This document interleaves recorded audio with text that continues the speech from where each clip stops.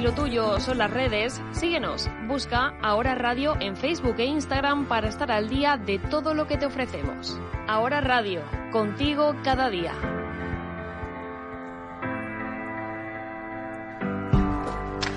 Bueno, vamos a continuar aquí en Gelbes en la Onda. Y últimamente, a nivel nacional, las noticias están sacudiendo el país con todo el jaleo que ha salido de Íñigo Errejón.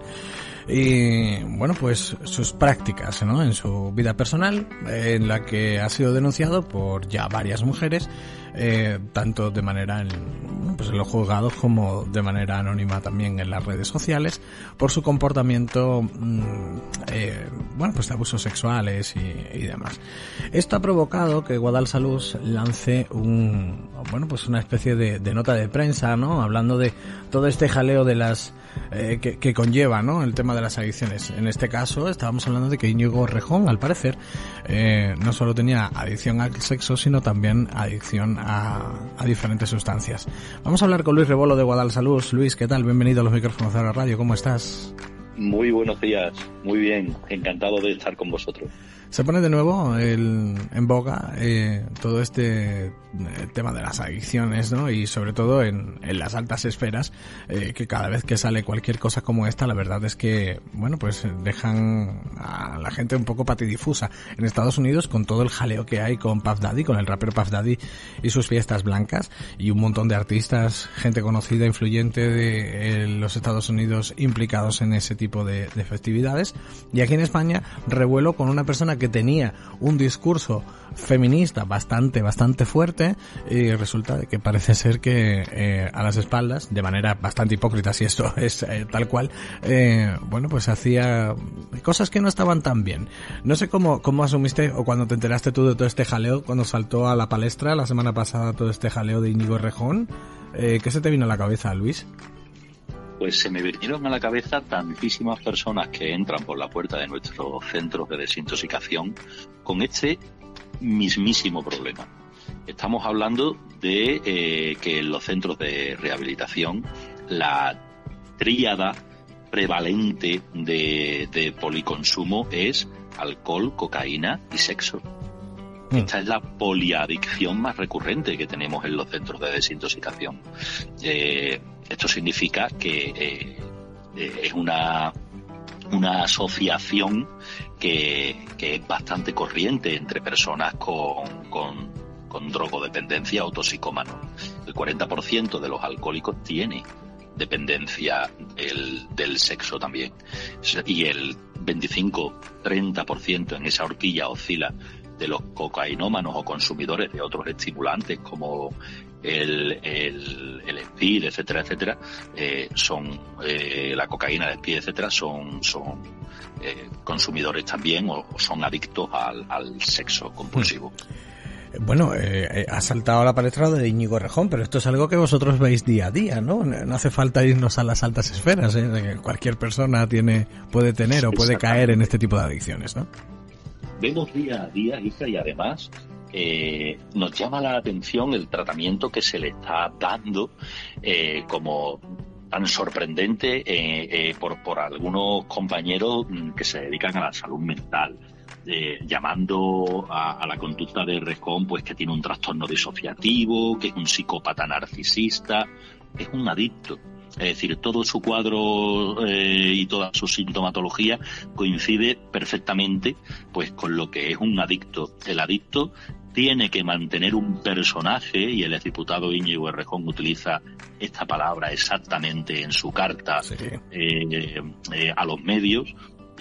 Tiene que crear un personaje que cubra su necesidad de seguir consumiendo y que le permita seguir consumiendo sustancias y sexo de forma compulsiva. De manera que el adicto es un mentiroso profesional, es un manipulador profesional.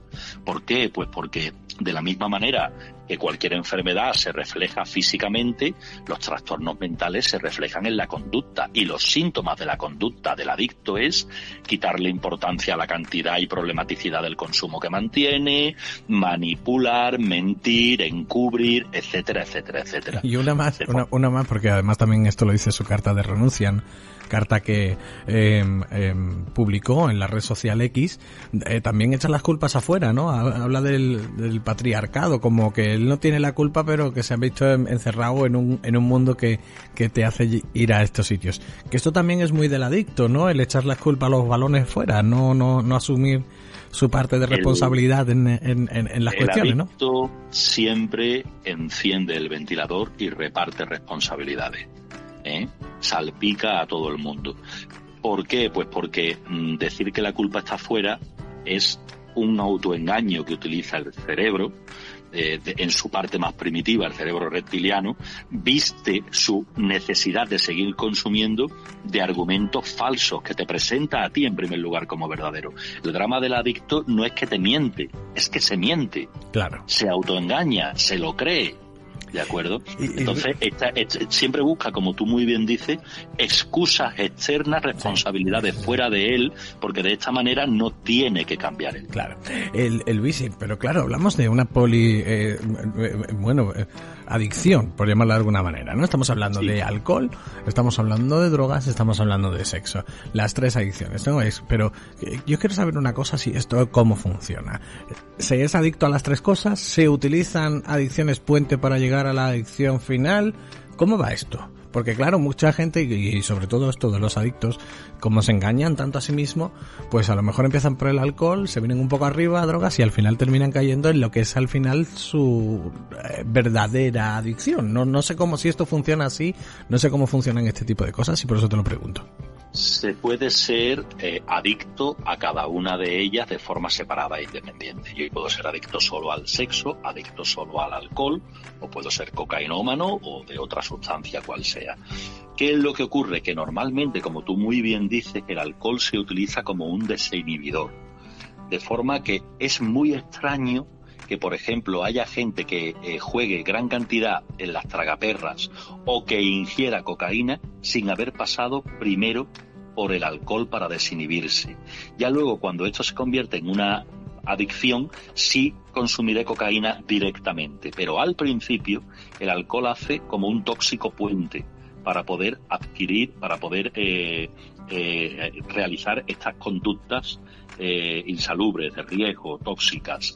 Y luego, ¿qué es lo que ocurre también? Que el alcohol como desinhibidor y la cocaína como estimulante hacen que los índices de ansiedad e impulsividad se disparen, con lo cual la conducta sexual de riesgo, pues porque no quiera utilizar medidas de prevención para contagio de enfermedades de transmisión sexual, o la conducta sexual agresiva sea algo muy recurrente, claro, muy a la mano. En vuestra nota de prensa no es que digáis una cosa va de la mano a la otra siempre, pero en la mayor parte de los casos estas tres adicciones juntas conllevan a una violencia machista. Sí, nosotros, por ejemplo, tenemos en nuestro centro de mujeres prácticamente el 90% de las mujeres toxicómanas que son pareja de un toxicómano han sufrido violencia de género. Esto quiere decir que hay una correlación muy evidente entre consumo de tóxicos y violencia machista. En los primeros días del confinamiento, lo hablábamos, se disparó la venta de alcohol y en paralelo se dispararon las agresiones machistas y las detenciones, según las cifras que publicaba el Ministerio de Interior. Es decir, hay una correlación muy evidente. Qué curioso. Oye, Luis, ¿y si Íñigo Errejón entrara por las puertas de Guadalsalús? ¿Cómo sería la actuación?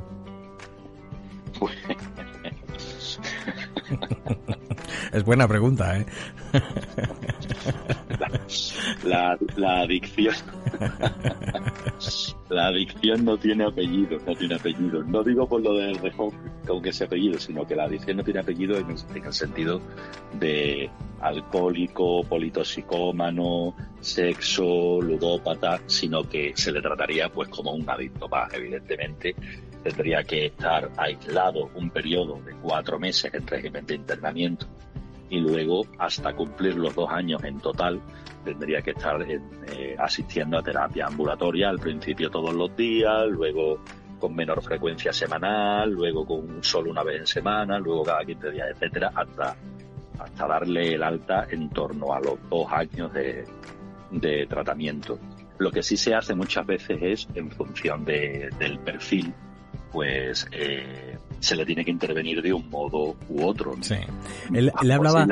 Posiblemente a él le manden callar. Claro. Es decir, que calle porque tiene un discurso muy locuaz, casi hipomaníaco, y posiblemente le digan, calla, que ya has hablado suficiente, sí. Ahora te toca aprender a escuchar. De hecho, llevas varios días en silencio, ¿no? Después de toda esta tormenta.